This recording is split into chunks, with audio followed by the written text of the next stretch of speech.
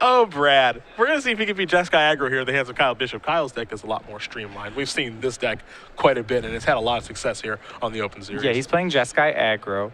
And basically, you'd expect out of a Jeskai aggro deck. Full set of Rabble Master and Mantis Rider, 1 Storm Breath, 2 Seeker of the Way. This is a deck that traditionally does just fine against both Abzan and Mardu. I can't imagine that. I imagine it'd be similar against the Abzan Mardu conglomerate deck. Yeah, the mishmash. Yeah. A couple of copies of Temple Epiphany to start here for Kyle, so he's looking for some white mana still, though you can see he's got a copy of Flood Strand in his hand and a Mantis Rider, so he's got things to do. For Nelson, he has a Sandstep Citadel. That's part 1 of the fun. I think Kyle might think he's up against an Abzan deck, but now here's a Bloodstained Mire, so what's really going on is there's a Swamp. Well, so far, still, he keeps the ruse of playing Abzan. He didn't get a mountain there. If only. Yeah. Then you'd know something was up. That'll make you raise your eyebrows just a little bit. Let's see if Brad has Sylvan Caryatid here. He also has a couple copies of Satyr Wayfinder as well to find lands. He's going to actually play a Wayfinder, so this could be fun. Here's a Wooded Foothills. There's a Crackling Doom. All right, Jay. Now we see what's really going on. A Sandstep Citadel and a Forest. What on earth are you up to, Nelson?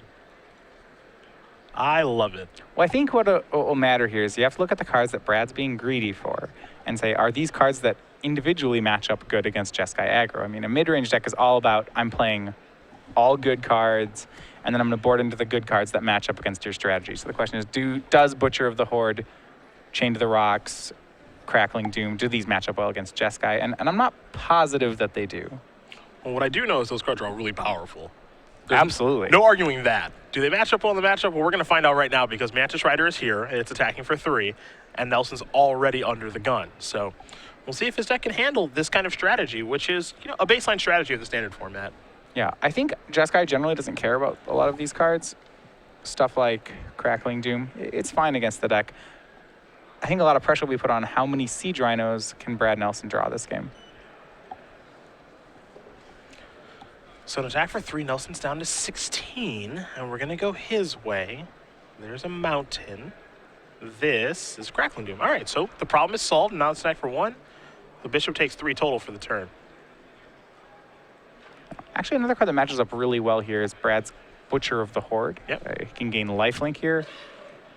And if he can stick even 1 lifelink hit in, that's a lot of trouble for Kyle. His deck really is trying to count to 20. Mantis Rider going to come in for 3 points of damage yet again. Nelson looks like he has a Forest to play. And now here's a Siege Rhino. Sure, just do whatever you want.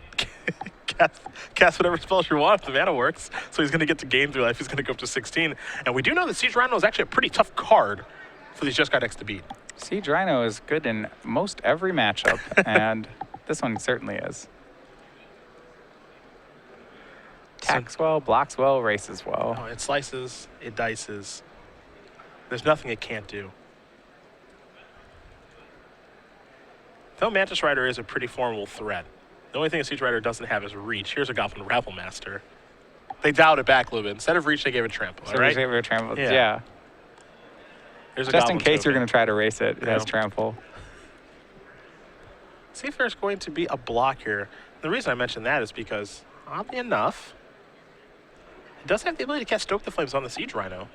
There are enough creatures out there for Convoke, and very quickly will Kyle Bishop Stoke there. Yeah. A trade that Brad, I think, overall is fine with. It's a little worrisome to me just because now there's a Rabble Master that's out there that's basically unchecked. Yeah, he would... Ideally, Brad would be able to kill the Rabble Master. Here's some mana. What do we have here? Courser of Crufix. Take a look at the top cards. Another copy of Crackling Doom. Okay. The best part about when you're playing against a deck like this where your opponent plays a Siege Rhino, they've got some lands that are all over the place, and a Crackling Doom is just like, well, the top card of your deck could be actual anything. Yeah. See, Brad keeps the Crackling Doom despite playing a Temple. Yeah. I think he probably has to in this situation. Doom is great on this board. Mantis Rider is the card that's causing him the most problems. Yep. And Courser will deal with some of the burn elements. Looks like a Magma Spray, a little main deck action there from Kyle.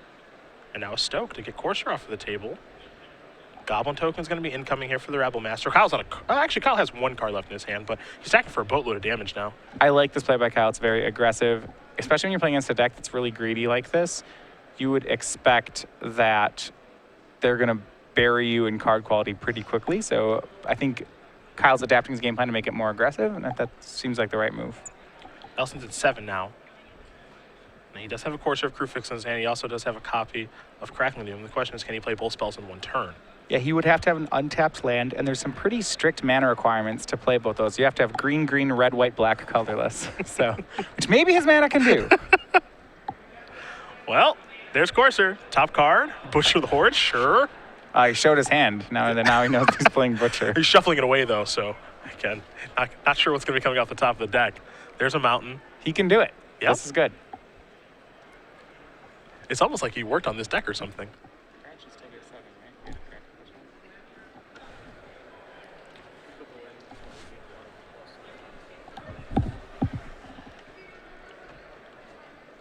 Perhaps it's time to cast that Crackling Doom right now. Top card first, I suppose we should see. It's a Temple of Plenty. Depends. If he wanted to snag the Rabble Master instead of the Mantis Rider, he could wait until to see if Kyle attacks. And then if Kyle attacks with Rabble Master, the Crackling Doom would get hit Rabble Master instead of Mantis Rider. He is going to wait. Yeah, that said, I mean, it depends which one he thinks is the bigger threat, really. Well, the draw here for the turn for Kyle is a pretty good one. It's a copy of Jeskai Charm. Here's the trigger. This is the attack. Everybody come in. Rabble Master trigger. He's going to cast a Crackling Doom. And this is either before the trigger resolved or after it resolved. Yep. It was before, so it still does hit the Mantis Rider. Now he'd like to block. And the Jeskai Charm in Kyle's hand is going to make this go really poorly. Yep. A timely top deck there for Kyle. I believe he'll be using the +1/+1 mode here, as that's probably Right. the best way to go about doing things. Courser's going to die, Rebel Master won't, and then 4 damage will come across, and Nelson's going to end the turn at 4. And now I'm not sure if he has a way out of this situation. We know he's got a copy of Butcher the Horde in his hand. He also has a copy of Courser of Crucifix, so I suppose it's not impossible. Does he have the right mana to play Courser and Butcher at the same time? I think he needs an untapped land, a Siege Rhino. There's that. He's going to go up to 5. Okay, so he gets to keep playing. He's going to leave Siege Rhino on top of his deck. So he needs Bishop to miss on some draw steps here. Yeah. The Courser will keep the Rabble Master at bay. He didn't miss. No, Stoke the Flames will do it. Kyle Bishop's going to win game number 1 here over Brad Nelson. Jeskai Aggro up a game here over 4-color mid-ranges. We're going to go to the sideboard. Well, I guess we'll start with Brad because there could be anything in that box. We got a Glare of Heresy and a Johnny Mentor of Heroes, 3 copies of Xenagos the Reveler, 2 Thoughtseize, 2 Utterends, 4 Anger of the Gods, and 2 copies of Event Hostilities.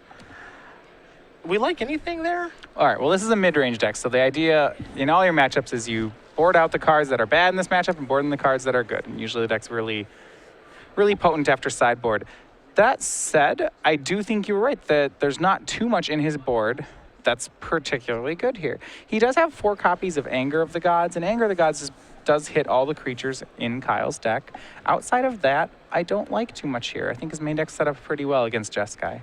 To be fair, some of the things that we didn't see from Brad in that game, he's got 4 Lightning Strikes. We saw the Crackling Dooms. He's also got 2 Murderous Cuts and 3 Chain of the Rocks. So he can contain the creatures. Yeah. His game plan's not bad. Contain the creatures and make Siege Rhinos. What do we got on the other side? On the other side, from the Jeskai board, we have a Fated Conflagration, 3 Anger of the Gods, 2 End Hostilities, a Narset, Enlightened Master, a Burmaz, which that might not be too bad here. It's 2 Stormbreath Dragons, 2 Negate, and I think the bigger one is 3 Disdainful Stroke. Keeping a key Siege Rhino off the board seems pretty decent here. So I think some amount of counter magic comes in on Kyle's side. Negate's not terrible either. There are definitely some negatable spells. He didn't even see the amount of things he can negate. He mostly only saw Crackling Doom. Again, he's got Cuts and Strikes and Chain of the Rocks too. So that card's actually pretty good in this matchup. Yeah, pretty nice. We'll see how Kyle does like the sideboard here. His game 1 was relatively straightforward and easy for him and his Jeskai Aggro deck. But while we do wait, February 7th next year, it's going to be sooner than you think, I promise. We've got regionals. Yeah, so this is on the Pro Tour weekend. As we saw last Pro Tour, there was Star City Games State Championships. They alternate with the Star City Games Regional Championships. So for winter on February 7th, we will have our regional championships located all across the country at 14 different locations. You can see them there on the map. We have 4 out west, about 5 in the middle of the state, and 5 on the east coast. So pretty sweet. You know, we're gonna have one down in the Oregon area that I'm probably gonna go to since we'll have that weekend off. I know Patrick is gonna go to his over the San Diego area. You've got one at Legion Games. Yep. Steve Port, big fan. So that should be a lot of fun. So you guys can definitely check out all of the locations that are taking place on February 7th. And the best part outside of playing Magic is the playmat that you get free and exclusive to the first 200 players. So this is the entire Squirrel Collection series in one playmat. You see we have our Force of Squirrel, Acorn Mystic, Squirrel Storm, and then our Squirrel Confidant. Well done. I was wondering if you're going to be able to get them all. They're all little plays on words. They're all little squirrel, yeah.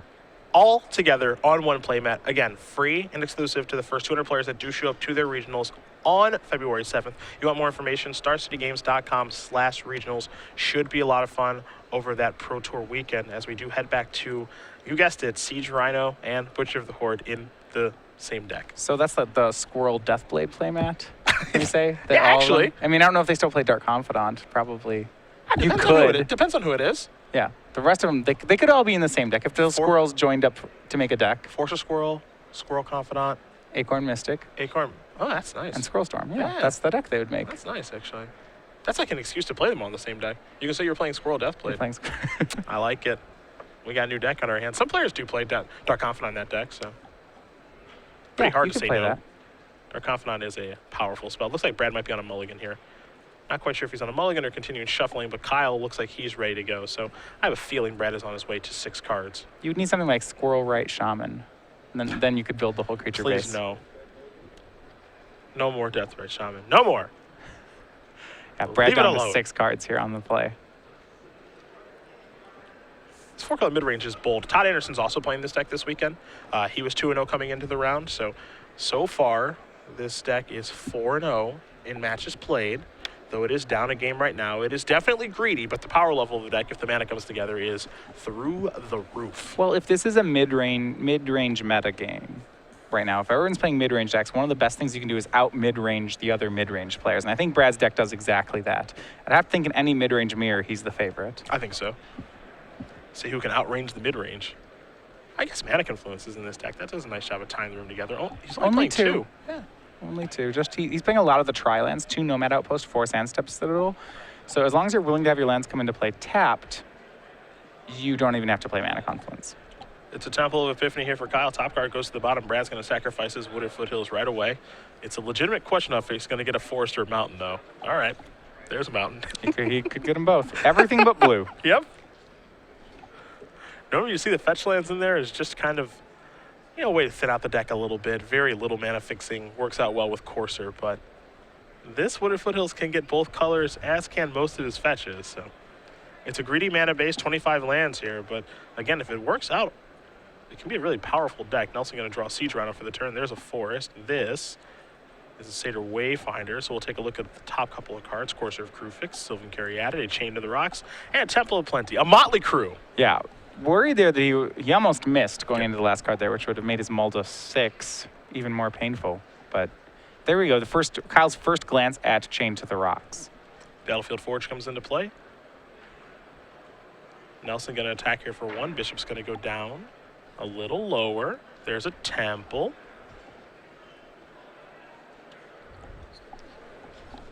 And you see in Bishop's hand, it's full of a decent amount of burn. Magma Jet's going to be the one he picked. It looks like he also has at least 1 Lightning Strike in hand. Going upstairs with that Magma Jet. Speak of Lightning Strike, that's one of the cards he's looking at, along with a couple of Temple of Triumph. Thank you. Red and white. They're triumphant colors together. At times. Mystic Monastery is going to come into play, I think, for Kyle there. Unfortunately for him, the 3rd land does not come to play untapped. Let's see what Brad draws this turn. Bloodstained Mire. This is where Siege Rhino is really good. Yeah. There's also where Disdainful Stroke is really good. Yep. That's why you board in Disdainful Strokes, to deal with draw. Like, this game's very good for Kyle outside of Siege Rhino. Yep. And you'll notice that Brad doesn't even play his Siege Rhino that turn. Maybe a little scared of Disdainful Stroke. It looks like he may have been correct on his read there. I see a dig through time. Maybe not, though. Well, it's interesting because if Kyle has the Disdainful Stroke, it's unlikely he's ever going to take down the mana. He really can't let Siege Rhino resolve. It's a 6-point life swing. And on top of that, Kyle will probably have to 2-for-1 himself to remove it. So it's almost a 3-for-1 when Brad plays it. Brad going to sacrifice the Bloodstained Mire to go get himself a Swamp. See if he has any end of turn action here. It looks like he has a copy of Murderous Cut in his hand, but that's about it. And it looks like Kyle's just doing the entirety of his the damage going upstairs, so Murderous Cut may not be too live. Well, Brad did himself a decent amount of damage with his deck. There's an attack for 1. Bishop's going to go down to 17. Here's the Rhino. Don't think he can afford to wait on it any longer, and it's going to resolve. Okay. The blue card in Kyle's hand, I believe, is Dig Through Time, actually. I just stoked the flames. And this is why Siege Rhino is just so gross. Your opponent, you're on the plan to stoke the flames of your opponent to the face. When they gain 3, that's really, your spell did 1. Well, Brad's going to take 1. He's going to Murderous Cut this Stormveil Dragon. This is a huge turn for him. Does not have to take 4 points of damage. He's going to quickly untap and draw cards. A copy of Wooded Foothills. That's going to come into play. He's going to tap 4 mana. Another Siege Rhino. Well, card's really good. It's called the understatement. Does everything. It's the understatement of the year, my friend. Unless there's an end hostilities that's going to show up here for Kyle, this game is probably over now. What a beating Siege Rhino is. Can't let those guys resolve. If you're burning your I mean, there's no strategy that guy's bad against. I was going to say, if you're burning your opponent's face, Siege Rhino's really good against you. That's like, well, if you're countering spells, Siege Rhino's good against you. If you're playing aggro, Siege Rhino's good against you. In mid-range, it's pretty good. Mirror's pretty good, too. Yeah, I mean, you got to pay the cost. It is 3 colors of mana. But if your mana base can work, and it looks like Brad's can so far, it's really, really good. Well, this card just really exemplifies why the Abzan and 4-color strategies are really good. Is that Siege Rhino, if you play the mana investment cost, if you play the Abzan colors, you can play 4 of this card, and he's not bad in a single matchup. Yep. The big trick here for Brad's deck is just kind of the requirements of the mana. If he can make the mana base work, it's really good. We talked about at the top about the Sylvan Carry Addict, like super important to his deck, but these first 2 games that we've watched, it hasn't shown up. And oddly enough, it's Sayer Wayfinder, that's played a huge role. Well, what I like about Brad's deck, and this is something I think sometimes people get off with building when mana bases, you don't realize just kind of like how the math behind it works. So you'd say, how can you play all these 4-color cards? How can you play this Caryatid next to Sarkhan, next to Crackling Doom? That this is next to Courser of Kruphix. And I think once your lands make 3 colors, as long as you're willing to play tri-lands, it's not even bad mana. If I'm willing to, if you're willing to play 2 mana Confluence and 4 Standstep Citadel and 2 Nomad Outpost, your mana's probably fine, actually. Lands that make 3 colors are not just, they're not just 3 times as good at basics than basics at fixing colors. They're 4 or 5 times as good at it. A Sarkhan and a concession. So Brad Nelson's going to win game number 2 here over Kyle Bishop. 4-color mid-range, and Jeskai Aggro are going to game number 3. You see Kyle and Brad are both going back to the drawing board very, very quickly. So not entirely sure what these players do want to change, but this 4-color mid-range deck is very, very interesting to me. The power level, again, is through the roof. And if it all comes together with the mana base, the cards are so good. Butcher, Rhino, Coursers, of course, very good, especially with fetch lands. You've got great removal in Chain of the Rocks, Crackling Doom, Lightning Strike. It just seems like, the decks that can maybe get under it or get ahead are going to be tougher to beat. Yeah, and you saw there his deck just did an Abzan impression. It played Caryatid, played some Siege Rhinos, and played a Murderous Cut. So in that situation, didn't actually go to any of his red cards. And that is, to be fair, that's one of the draws that Abzan can have that is really good against Jeskai. I think that's where Brad's deck's really potent, is by taking the good Abzan draws and meshing them with the good Mardu draws. Say he played Wayfinder into Butcher of the Horde, that's also good against Jeskai. He's just improving his draws in most matchups. Game 3 going to be underway here in just a moment, but if you guys have been paying attention, you'll notice that Matthias and I are wearing some pretty sweet worm pins. Might be wondering where you can get them. It's a game night every week in November. So this is at your local store. This is Wednesdays in November. You can talk to your local store about having Wednesday night be Star City game night. This month, you can win the worm pin that we're wearing, also worm tokens given out. They're pretty sweet. I don't know what's coming for December. That one might be a bit of a secret. I'm hoping for a reindeer, but I think that that's rather unlikely. But we know in November, every week here, though November is coming to a close pretty quickly, you can get these worm tokens as well as the worm pin every week in November at your local game night. You want to get set up, starcitygames.com/game night for more information. A very successful program. Thanks to you guys for playing in it. As game number 3 going to be underway here between Nelson and Bishop. Let's see how greedy Brad can get this game and if Kyle can contain it. So what's the closest creature type we have in Magic to reindeer? I know you have elk. I know that caribou, there's a caribou range. I don't know if that makes caribou or elk, though. It might just make elk. I think I keep thinking like graceful antelope. That's an antelope. Yeah. So we can get, okay. I think that's like they're pretty close, closest too. you can get. I think that's the closest you can get. We don't have creature type reindeer just yet. That might be something on Unglued that I'm just not thinking of. Like, I wouldn't be surprised if there's something on Unglued or Unhinged that's a reindeer. Bang, caribou range. Caribou, right? Yeah, it makes caribou tokens. I don't know the oracle on it. It probably still makes caribou tokens. Sacrifice a caribou to gain a life. Nice. Yeah. It's not a very good card. No, it's really not. It's one of those. It's one of those cards from Ice Age or 4th edition that you read it and you're like, I would never play this. Yeah, you're underselling it a little bit. Not very good as being nice this morning. You know, it has an ability that should cost 1 mana and they cost it at 4. It's one of those things. Well, different time. Yeah. Different era. Got to be careful with how powerful the cards are. The old range. They don't make them like they used to. You put it on, you have to enchant your land, and then you can pay your land a ton of mana and make 1/1s. And sacrifice them to gain a life if you're a really mean person. Yeah. Sacrificing your caribou. If you're going to make reindeer, you shouldn't sacrifice them. Bishop's going to take a mulligan. Looks like Nelson. It's fun to try to get a good look at his hand. You're going to see, I think there's a Chain to the Rocks. There's a Butcher of the Horde, probably like a Siege Rhino, a Courser over there or something. My favorite part's Chain to the Rocks, because you have to have a mountain in play. Yeah, that's like the greediest part of this deck. There are 3 mountains in this deck. See the fetch land composition. 2 Bloodstained Mire, 4 Wooded Foothills. So there's 9 quote-unquote mountains in the deck. Yeah, he can get there. Sure. He can get there. I have to think that if someone played any amount of LD of land destruction, they could just really make those Chain to the Rocks some awkward Magic cards. Yeah. Yeah. Land destruction isn't the thing that's really running around right now, though. So fortunately for Brad, he can really take some liberties with his mana base and see how things do shake out. And so far, so good. And now he's got an opponent taking a mulligan here. So we'll see if Bishop is able to find something to put together here for game number 3. Maybe yes, maybe no. It's giving it a little bit of look. He's got a mountain. We'll start it up. Nelson? Does he have a tri-land to play? It's probably his best way to start the game off. Looks like he does have a copy of Sandstep Citadel. Kyle with a fairly burn-heavy hand has a pair of Stoke the Flame, along with looks like another red card. I don't know if he has any creatures as of yet. It's another hand that's going to be pretty soft to a bunch of Siege Rhinos, but that's kind of every hand. Sandstep Citadel does come in. Mantis Rider was the draw. There's a Plains, so we'll see if Kyle does have the blue or if Magmajet can. In fact, there's a Flood Strand right there in his hand, so yeah. The answer is yes. Temple of Plenty, take a look at the top card. Actually, pretty decent hand from Kyle. He has Magmajet, Stoke the Flames, Lightning Strike, Land Mantis Rider, so a great multi-6 for him. Going to deal Brad 3 right now. He's down to 17.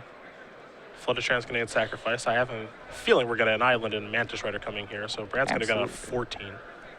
Draw for the turn was Mystic Monastery, so it is the 4th land for his Stoke the Flames. A bit of a delay on it, but... Yeah. He does have a Magmajet to do in the meantime. It's more, what is Brad going to do? Yep. Kyle needs to dodge Siege Rhino and Butcher of the Horde gaining 5.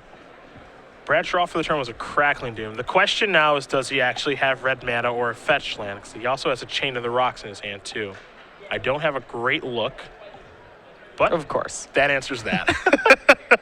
Brad has yet to have mana problems, which I am 100% behind. I don't think it's not nearly as hard to make this mana as it would seem on the surface. Well, right, the thing about this kind of deck, right, is the first thing you do is you build the mana base, and then you figure out the cards. I think that's probably the deck building process. There's a Rebel Master at the top, timely draw there for Bishop. But you figure out the mana base, and okay, you know, these are the cards that I would like to play as the mana base possible, and then you can really pretty much do anything. I mean, it's very similar to a 5-color control deck. If you think about the Vivid Land, you know, all my lands come to play tapped, so I'm playing all the best cards decks. Brad's deck's not that far off that, actually.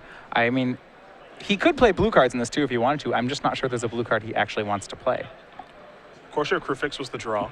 Again, we know he has a Chain to the Rocks. The question is, does he want to cast Courser and then hope to maybe draw a white source that comes into play untapped, or does he just want to Chain to the Rocks Rebel Master and get this problem out of play? See Siege Rhino also in his hand. I just don't think he has an untapped land at this point. If the game goes long enough, Brad will be a huge favorite here based on the quality of the cards in his hand. He just needs to figure out how to make sure he doesn't die before he can cast those cards. That's the trick. He's giving it a long thought, understandably so. If you play Courser, play a land, he'd go up to 13, but if it dies or gets Jeskai Charm to the top of the deck, you're in a world of trouble. But he's going to go with the Courser. Take a look at the top card. That's a Forest. Now the question is, do you play the Forest? Do you play the Sandstep Citadel in your hand? He's going to go with the Citadel. He's going to go up to 13. Yeah, this allows him next turn to play both Siege Rhino and Chain to the Rocks. He also has 2 Butcher of the Hordes in his hand, so he can play a 4-drop and a Chain to the Rocks. There's Stoke. That'll get that off the table. Trigger the Rabble Master. This is a pretty big attack. It's for 2, 3, 4, 5, 6 points of damage. Nelson going to draw his Forest, very quickly casting a spell. There's a Rhino. He's back up to 10, and Chain's probably coming too. Yep. We saw he lost game 1 to an uncontested Rabble Master. That's not going to happen again. 2 Goblin tokens left out there. Bishop will draw a card to copy a Lightning Strike. He has a Stormbreath Dragon and a Magma Jet in his hand as well. And he's going to use those 2 burn spells to get the Rhino off the table. I think that's an exchange, if you're Nelson, that you are very happy with. And Kyle, Jeskai Charm and a tap land were on top of his deck. He kept the tap land. I believe the remaining card in his hand is a Stormbreath Dragon. It's putting a lot of pressure on that guy. There's Butcher of the Horde. Pass the turn back. You mentioned the land on top. Actually, decided to go with the Jeskai Charm. Jeskai Charm on top. Well, it puts Brad to a virtual 4. Yeah, so he can Jeskai Charm the Butcher and put Brad to 2. He's going to go ahead and swing and just put Brad to 6. He can put Brad to 7 there. Butcher takes the damage. It doesn't accomplish a whole lot that turn. Just going to pass the turn back. I'm actually okay with this because now it seems like Jeskai Charm is just 3 mana, deal 4, puts you down to 3, puts you in range of Lightning Strike or some other burn spells. I think what Kyle wants here is he wants Brad to sack a creature to give this Butcher lifelink, and then he wants to Jeskai Charm it. Sure. It's not a bad line. Because if Brad wants this Butcher to matter, he's going to have to do that. Yep. This isn't your typical Butcher of the Horde deck that has cards like Hordling Outburst or other nonsense. Yeah, it has Satyr Wayfinder. That's probably the most expendable card you have. But you're absolutely right. There aren't just dorks sitting around. Going to play a land. There's a Butcher. Pass the turn back. Jeskai Charm puts you to 3, Brad. All right. He's a little worried. I mean, and a land will do it here, so will a burn spell. Does Kyle have either? It comes into play tapped. If it was an untapped land, the Stormbreath Dragon would do it. But it does not. Pass the turn back. But, so close there. There were so many draws that won it for Kyle right there. Nelson will draw. About half his deck. Yeah, he had a lot of outs in that situation to get the job done. Life totals are 3 to 9. Brad will have to just gain life here. He has to have the wherewithal to do that. Well, I mean, it looks to be a lethal attack, right? I mean, he's got 2 5-power creatures. I mean, he's going to play Sark in here. We think. Yeah. He has to make the play, but he does have him. Yep, there's Sarkin. Yeah, he's going to show short turn. That's going to do it. Brad Nelson. He's a little animated. He's happy early this morning. He moves on to 3-0 with his 4-color mid-range deck, barely hanging on against Kyle Bishop playing Jeskai aggro. And for Nelson, number 12 on our Season 4 leaderboard, he's the cutoff right now. If things ended today, he'd be headed to Roanoke for the Players' Championship. Yeah. He's looking to grow that lead. And